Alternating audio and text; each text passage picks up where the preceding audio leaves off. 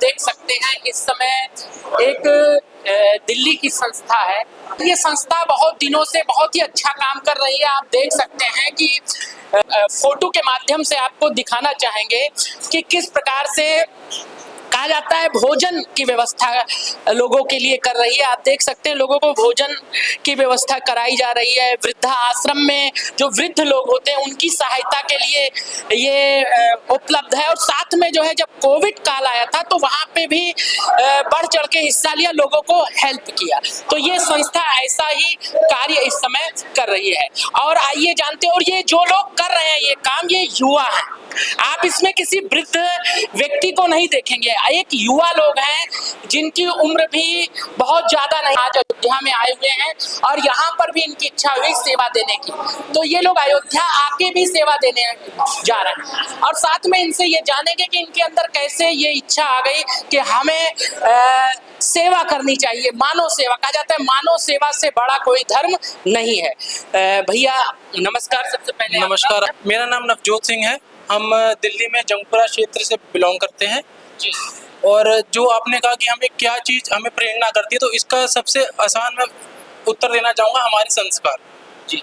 जो हमें सिखाते हैं कि अपने बुजुर्गों को, जिन्होंने पूरी ज़िंदगी हमारे माँ बाप ने जिन्होंने हमें पालने में लगा दी, हमारे ऊपर खर्च करने में लगा दी, ऐसी चीज़ें कर दी कि वो खुद कपड़े ना ले, हमें लेने में दिलवा दी। और आज हम जब ओल्ड एज होम जाते हैं वहाँ देखते हैं कि लोगों के घर में शादियाँ भी हो रही हैं तो भी वो अपने माँ बाप को ओल्ड एज होम में 3-4 दिन के लिए छोड़ के आ रहे हैं, वरना वो हमें दिक्कत करेंगे। तो ये जब चीज़ें हम देखते हैं, अपने हाथों से चीज़ें करते हैं उनके लिए, तो हमारे दिल में ऐसे मतलब रोंगटे खड़े हो जाते हैं कि लोग ऐसा कैसे कर सकते हैं अपने सगे माँ बाप के साथ। वहाँ जाते हैं तो हमें पता चलते हैं कि लोग ऐसे भी हैं जो 1 तारीख को आते हैं, अपने माँ बाप की पेंशन निकलवाते हैं और उनको वहीं पे छोड़ के चले जाते हैं। जी, जैसे आप एक युवा हैं, आपके मन में कैसे ये भाव आया कि हमें ऐसे लोगों की सेवा करना है जिसका कोई नहीं होता है, उनका बेटा हम बनने का काम करेंगे और जो भूखे हैं उनको भोजन देने का काम करेंगे, कपड़ा देने का काम करेंगे, दवाई देने का काम करेंगे। ये आपके मन में कैसे आया कि हमें इस काम को करना चाहिए? और मैं बताना चाहूँगा, जैसे कि हम जंगपुरा रहते हैं तो एक ही दिन जब इस चीज़ की शुरुआत भी नहीं हुई थी, तो एक दिन हम सारे जब खड़े थे तो एक बुजुर्ग आंटी हमारे पास आई थी जिन्होंने हमसे बोला बेटा कुछ रहने के लिए और कुछ खाने के लिए हमारे पास हो जाएगा।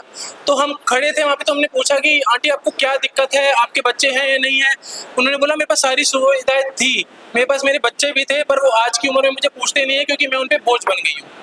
जब वो बात उन्होंने हमें बोली और हमने किसी से डिस्कस करी तो हमें पता चला कि एक नहीं ऐसे अनेक हैं। और जब हम ऐसे लोगों के पास गए, ऐसी संस्था में गए जो इन लोगों को रख रही है, संभाल रही है, उनकी देखरेख कर रही है, तो हमने शुरुआत, तब कोई संस्था नहीं बनी थी शाइनिंग आर्मर की, तब हम ही जाते थे, जो हमारी जेब से हो पाता था, जितना हम कमाते थे उसका 10%, 20%, 30% जितना भी हम होता था उनके लिए करके आते थे। तो आस्ता आस्ता करते करते साल 2 साल में ही हमने कोविड में शुरू किया था। कोविड में करते करते 2022 में हमने सोचा कि उन्हें इसको रजिस्टर करवा ले, एक संस्था बना ले। उसके बाद ऐसे आस्ता आस्ता करते करते अब हम यहाँ बैठे हैं। दिल्ली से अयोध्या आने की प्रभु की कृपा से सब कुछ प्रभु की कृपा से चल रहा है। नहीं तो कैसे आपके मन में आया कि अब अयोध्या में चल के ये सेवा दी जाएगी, और कैसे आपकी इतनी बड़ी टीम कैसे खड़ी हो गई? टीम तो मैं आपको बताऊंगा, जो हम कार्य करते रहे, लोग हमें देखते रहे। हम फेसबुक में या इंस्टाग्राम में किसी को दिखाने के लिए डालते थे, जो हमें सहयोग करते थे ना, एटलीस्ट उनको पता हो कि हमारा पैसा कहाँ जा रहा है, किसके पास जा रहा है। तो ऐसे ऐसे आस्था लोग हमारे पास खुद आते रहे कि हमें भी अपने ग्रुप में ज्वाइन कर लो, हम कैसे ज्वाइन कर सकते हैं। फिर आस्ता आस्ता हमने एक वेबसाइट बनाई जिसमें एक पूरा फॉर्म है हमारे साथ ज्वाइन करने का, वॉलंटियर ऐसा हमें ज्वाइन करने का। तो ऐसे लोग हमारे साथ जुड़ते रहे, 2 से 5, 5 से 25, आज भगवान की कृपा से, प्रभु श्री राम जी की कृपा से 250 से 250 लोग हमारे साथ एक्टिव हैं। जैसे आप एक युवा हैं, माँ बाप भी घर होगा, रिश्तेदार होंगे, कभी ये भी तो कहते हो अरे ये क्या काम तुमने चुन लिया है? अरे बिल्कुल दिक्कत होती थी कि माँ बाप को हम पे पता ही नहीं था कि हम कहाँ जा रहे हैं, क्या कर रहे हैं, क्या नहीं कर रहे हैं, कि क्यों अपना टाइम वेस्ट कर रहे हो, उनको ये लगता था। पर आज जब लोग उनको आके बोलते हैं कि आपके बच्चे बहुत अच्छा काम कर रहे हैं, तो उनका सपोर्ट ही हमारे पास रहता है कि जाओ और अच्छे से करो। जितने माँ बाप का आशीर्वाद ले सकते हो अपनी संस्था के द्वारा लो। जी, आप किस पद पे हैं सर? मैं किसी पद पे नहीं हूँ, हमारे यहाँ पे शाइनिंग आर्मर में किसी को कोई पद नहीं किया, मैं भी वॉलंटियर हूँ, ये सब वॉलंटियर। जी, आप एक युवा हैं, आपके मन में कैसे आया कि जब भैया से आपका संपर्क हुआ कि हमें इनके साथ जुड़कर काम करना चाहिए?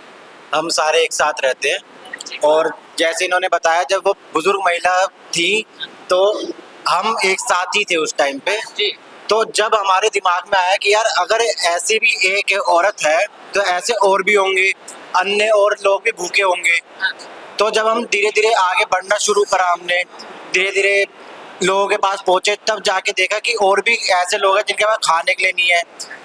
कोई अपना इलाज कराने सफदरजंग हॉस्पिटल में हमने अपने हाथों से खाना बनाकर, हमारे घर वालों ने हमारी मदद करी खाना बनाने में। वो हम खुद बना के पैक करके उनके पास जाते थे, तो वो एक अंदर से खुशी होती है कि हमने कुछ करा है समाज के लिए। जी, क्या नाम है आपका? मेरा नाम पीयूष है। जी, आप किस प्रकार की सेवा यहाँ दे रहे हैं? सब एक साथ मतलब काम करते हैं हम। जी, आप क्या कहना चाहेंगे?